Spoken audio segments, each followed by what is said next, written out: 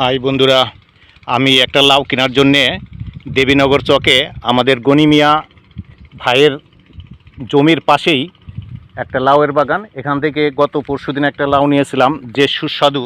সেই লাউয়ের লোভ সামলাতে না পেরে এখানে চলে আসলাম।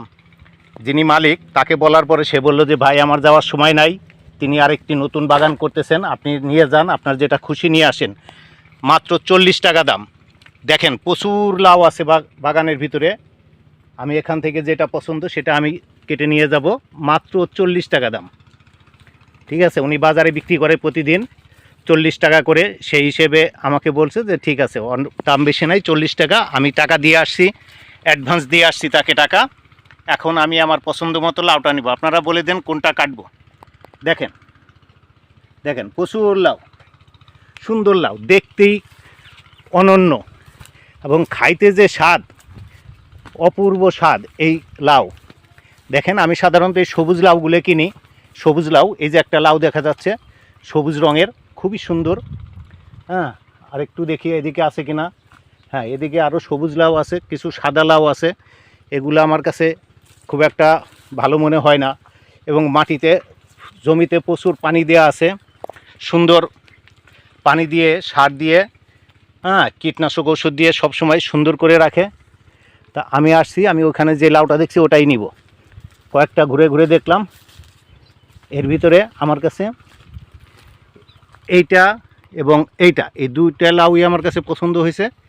তবে আমি এই ছোটো লাউটা নিতে চাই। ছোটোটা না, এই যে এই বড়টা কচি আছে, এইটাই নিব।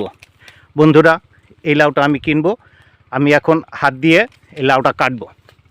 ঠিক আছে, ওকে। এখানকার সকলেই সবজি চাষ করে।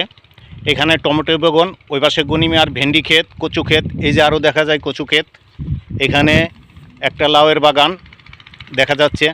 আবার নতুন করে একটা লাউয়ের মাচা তৈরি হচ্ছে। এই মাচায় আবার লাউ গাছ হবে। অর্থকরী ফসল হিসেবে লাউয়ের ভূমিকা অনন্য। সবসময় লাউয়ের চাহিদা থাকে। এই যে ভেন্ডি ক্ষেত, এটা ভেন্ডি ক্ষেত।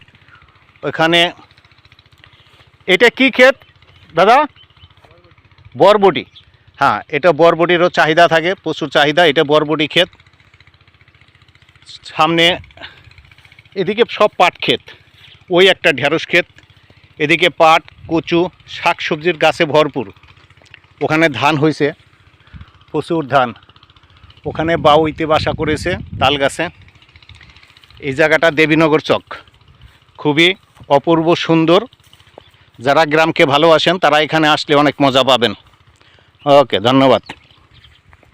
আমরা যেই বাগানটি দেখলাম সেই বাগানের মালিক সরোয়ার ভাই।